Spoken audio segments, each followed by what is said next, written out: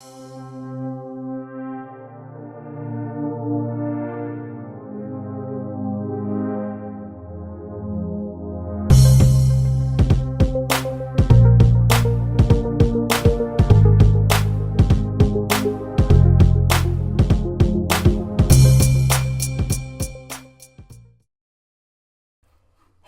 and welcome back to Redirecting.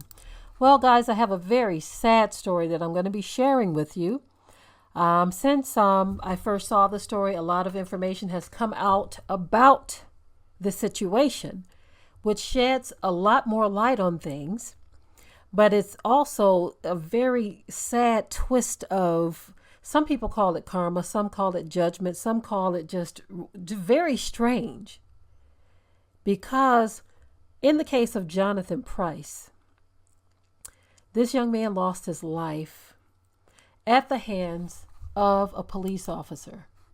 Now, Jonathan Price, how can I put this? Jonathan Price was the victim of some heinous acts by police. What happened to him is beyond horrible, because all he was doing was trying to help. Because of something else that was going on, he intervened to try to help. He was also one of those who vehemently defended police. He did. And unfortunately, some statements that he made are coming back in a very strong way.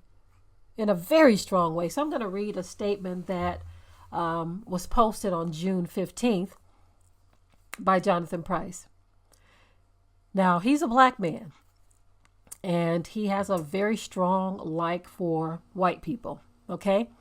These are his own words, by the way. So let me go ahead and just read the post that he had up. It says, with all the tension and animosity going on with race and the police, it looks like he has a police car. One time, I'm on the same fence as Lil Wayne. He says, with him saying a white cop saved his life and hasn't been too vocal based off experiences. I was raised by the Malones and Woodruffs in my hometown for a large amount of my youth. Was my second family then and still are in 2020. If I have to say anything, the amount of food fed to me, money they spent on me, outweighs any BS about race and color right now. I have family that's never done a damn thing for me or supported my business ventures, and they're my blood. They will forever be 1 million in my book, talking about his white family, and they know who they are.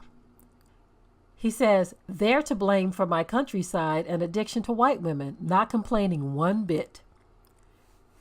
There were times I should have been detained for speeding, outstanding citations, outdated registration, dozing off at a red light before making it to my garage in downtown Dallas. After a loaning night out, I passed the sobriety test after leaving a bar in Wiley, Texas by 2 white cops and still let me drive to where I was headed.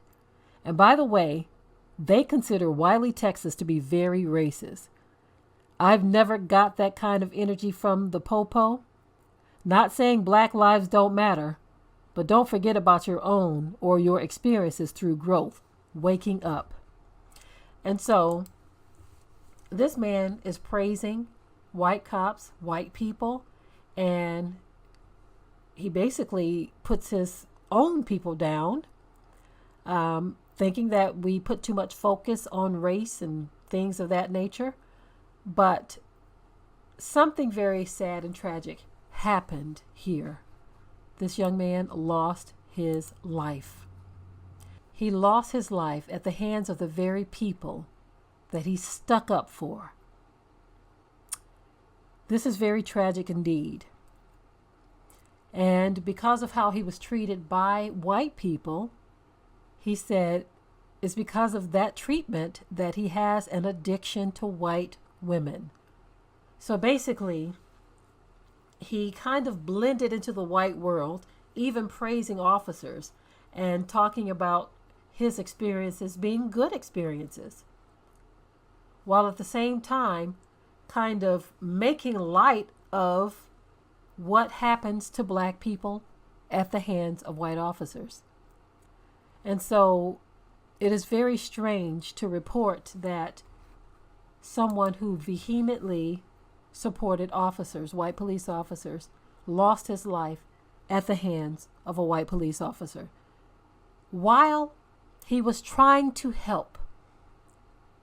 He was in the process of trying to help, intervening in something that had jumped off with others.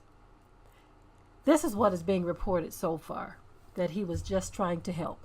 It was also said that when he was tased by officers, he kind of started convulsing. And because the officers felt that he was a threat at that point, that's when they unloaded. That's when an officer unloaded on him. He's convulsing from what they are doing to him, but they unloaded on him.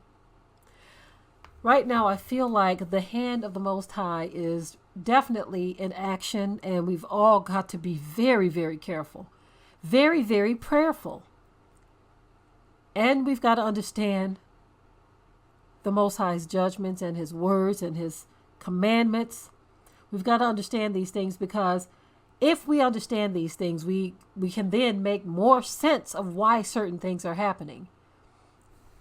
Again, we talk a lot about certain things on our channel, especially on our ministry channel, about the judgments of the Most High Yah. What the world calls karma sometimes basically boils down to the Most High and his commandments and his judgments. And so for those reasons alone, I fear him. And every day I feel that we must ask him for mercy, because you don't know what situation you're going to run up on. This is why the word says when we pray, we should pray, lead us not into temptation. Think about what that's saying right there. It says, lead us not into temptation. Whew. That's heavy right there when you really think about it. That's basically saying that the Most High can lead us into temptation. Chew on that for a minute.